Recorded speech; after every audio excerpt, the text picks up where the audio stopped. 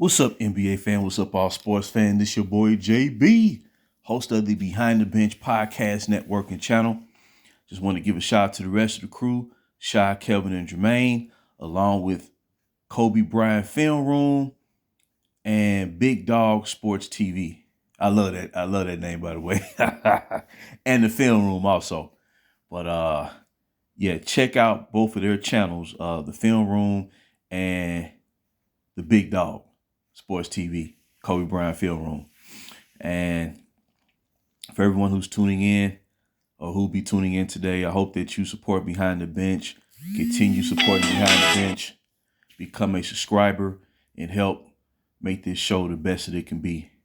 Now, this is something I want to touch on that I never thought of this after all these years until now. I want to share these thoughts. And what's beautiful about upholding history is you always gain a deeper perspective on things. You know, where you don't rely on narratives. Narratives come and go. You know, a revisionist can go back and distort history, rewrite history, or try to erase history. But man, if you respect the history and uphold it, you have an understanding, a deeper understanding, a greater appreciation for why things happened the way they did. You know, where you really shed light on that particular moment in time in real time, when it actually happened, when it unfolded right before your eyes. See, when something unfolds right before your eyes, you cannot generate a narrative for that. It is what it is. That's the beauty of it. And that's why athletes, you know, they tend to say, you know, I try to stay in the moment. You see what I'm saying? But I just thought of this morning and it hit me like a thunderbolt. I said, man, I want to share this, you know, with fans. Now, when you go back to this rivalry between the Detroit Pistons and the Chicago Bulls, and by the late 80s, tell you the truth, this was the best rivalry in basketball. It was the most intense, most physical, in terms of, first of all, both teams played not only in the same conference, but they played in the same division. Similar to the early 80s, up until about 1985, Philadelphia 76ers versus the Boston Celtics, where both teams played in the Atlantic Division. And it was, I mean, arguably, if basketball fans want to witness what is probably the greatest playoff series of the modern era since the NBA-ABA merger, go to the 1981 Eastern Conference Finals between the Celtics and Sixers. And you had a situation where, first of all, Boston came back from a 3-1 deficit. Second of all, you had 5 points that were literally decided by 2 points or less. That's how competitive and evenly matched those teams were. And you see, during that time, that's when the NBA had a mystique. They wouldn't turn down errors. And it was, I mean, God, man. I mean, it was as authentic as can be. But Pistons and Bulls reached that level of intensity. And you could say hatred, you know. But it's never been said. It's now when you look back at it, and it's unfortunate the way, you know, when you have a great player like Isaiah Thomas, you know, when he retired, most people viewed Isaiah Thomas as the greatest player ever for a player of his height or shorter, because Isaiah was about like 6'1". And when he retired, I mean, people and people understand that he should have been on that original Dream Team. Now, the reason that he was not selected, you know, is so many theories and hypotheses and players that are blamed that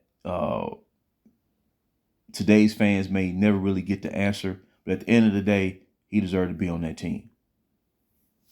But man, the way he paints this rivalry is as if, number one, Michael Jordan was not his greatest rival, standing in the way of the Pistons, you know, winning the championship.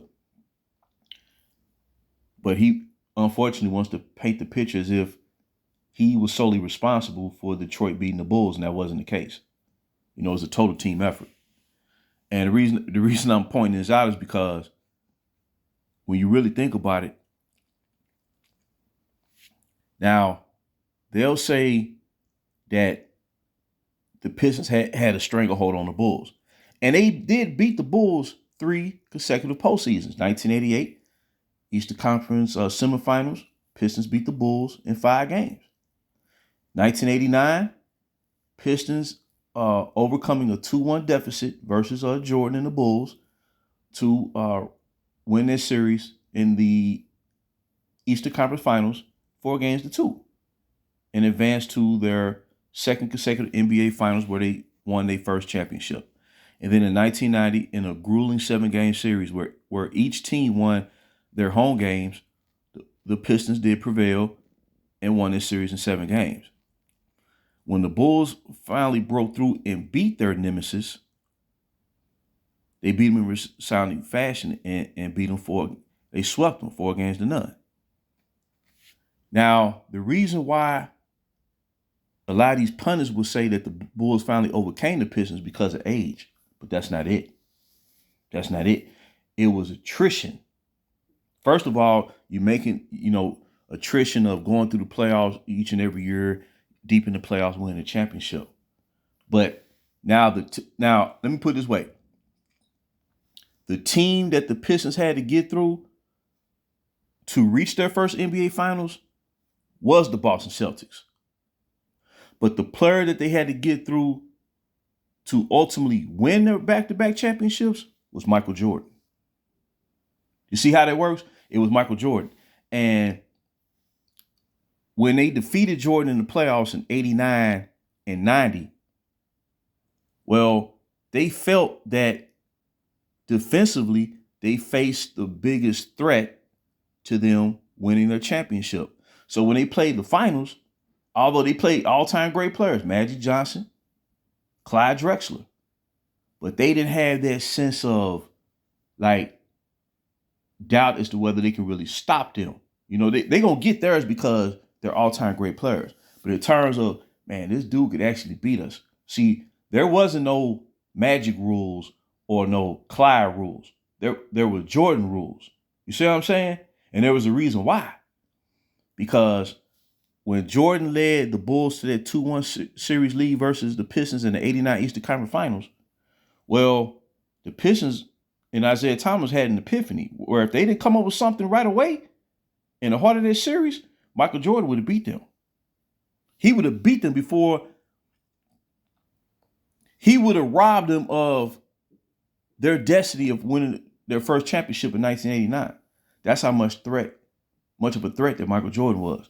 So what I'm trying to say is, if you really think about it, the attrition that the Pistons faced up until 1991 was accumulation of having to go up against Michael Jordan in the playoffs for 3 straight years and reaching the finals, especially in 1989 and 1990. It wasn't age that brought them down. It was attrition of going up against the Bulls and Michael Jordan. Well, basically Michael Jordan and the Bulls for 3 straight years. So in all actuality, when you really think about it, you know how Michael Jordan say, well, we didn't, go through them struggles versus the Pistons, we never would have became champions. Well, the same could be said for Detroit. What I'm trying to say is, just as much as the Pistons brought out the best in Michael Jordan brought out the best in the Pistons. You see how that works? And I'm telling you, man, the basketball guys are real. The basketball guys are beautiful because if you uphold history and truly respect it, you'll gain a deeper understanding about why things happen the way they did in the heat of battle. Michael Jordan brought the best out of Isaiah Thomas. He brought the best out of Joe Dumars. He brought the best out of Dennis Rodman, John Sally, Vinnie Johnson, Buda Edwards, and everybody else on their roster. So I just want to drop that nugget. And until next time, this is JB for BTB Behind the Bench.